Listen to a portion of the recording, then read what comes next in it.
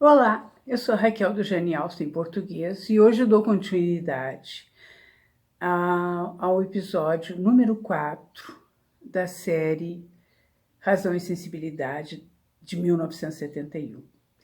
O anterior terminou com o baile, no qual a pobre Marianne encontra o Willoughby já com a futura esposa, era noiva ainda. E ficou assim, passada, não precisamos dizer nada, qualquer um ficaria, não é? Esse episódio tem o título As Irmãs Desafortunadas, assim, que sofreram infortúnios. Verdade, a Marianne soube que o Willoughby ia casar e a Elinor também acaba sabendo que o Edward vai casar com a Lucy Steele. Então, o que acontece? Logo no início desse episódio, a Marianne recebe uma carta do Willoughby.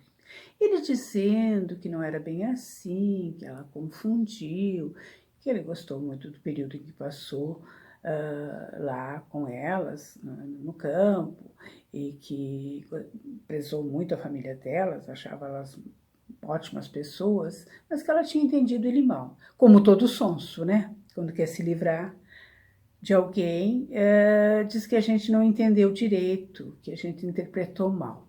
Bom, mas a gente já sabia como é que era o Will. A Marianne, é claro, ficou pior ainda, não é? Porque ficou se perguntando, mas então eu tô louca? Eu imaginei tudo isso? É a primeira coisa que a gente pensa, não é verdade?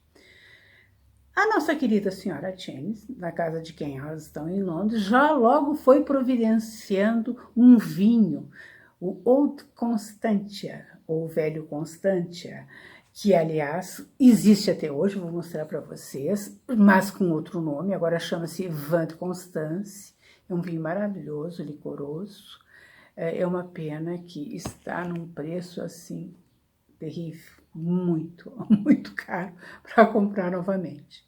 Mas voltando ao caso. Então, a essas alturas, a senhora Jennings já sabia do Willoughby, disse barbaridade deles, porque ela tanto gostava como desgostava sem problema nenhum. Ela sempre foi muito, muito expansiva, né?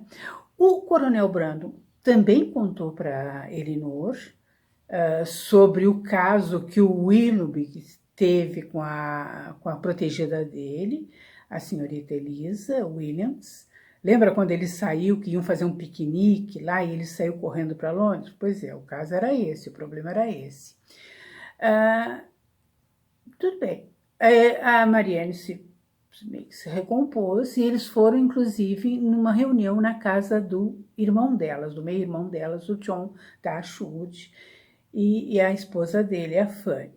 E lá conheceram a senhora Ferrars, que não se sabe o nome, só o sobrenome, que ela